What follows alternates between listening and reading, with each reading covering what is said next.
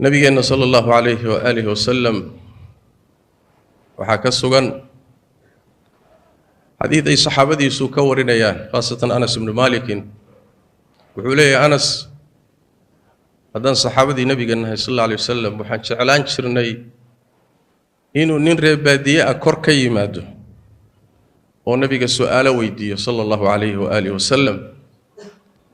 معي إلي مرر فضل ربنا احترام يقدرين أي نبي أو هيان هي هيبة أي كهيبة سنيان أيين كل دي رنشرين سؤالها أي قبان مركز واحد شعلان شرين ننرى بادية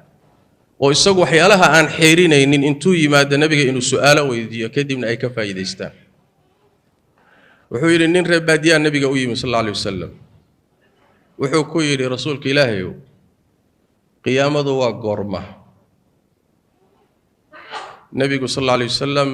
سؤاشي سي سؤال بك جواب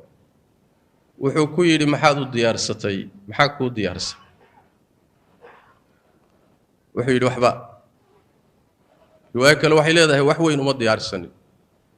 وحان شيكو نفتي إذا كو أمانو إيما الديار سنة رواية كلا وحي لهذا صوم بدن إيه صلاة بدن إيه عبادة بدن ما ديار سنين لكن إلهي رسولك سنجعله انت سنها يا الله وانجعله رسولك سنة وانجعله صلى الله عليه وآله وسلم نبي حكيري صلى الله عليه وآله وسلم عدة أتعشها إبا الله ميلتهي حديث كاسي سيدا مركو أرعي أي صحابة فرحين waxayse isweydiiyeen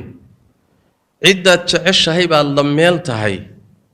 ma ninkan su'aasha weydiiyey bay khaas ku tahay mise dadkay ka dhaxaysaa isla markiiba nabiga su'aasha weydiiyeen sallallahu alayhi wasallam waxay rasuulka ilaahay annaguna masaasaan ma la mid baana haabu rasuulku yiri sallallahu alayhi wa alihi wasallam wuxuu leeyahay Anas hadalka sidaan ugu faraxnay islaamnimada kadib markaan diinta soo galay kadib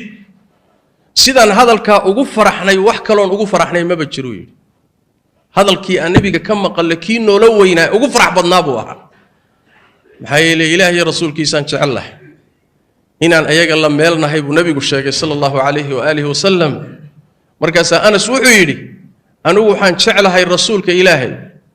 Abu Bakar oo saaxiibkii nabigana waan jecelahay saaxiibkiisii labaad ee Umarna waan jecelahay waxaan rajaynayaa inaan kuwa la meel noqon doono jacaylka aan jecelahay daraadii amalkoodii oo kale bayaanan sameeynin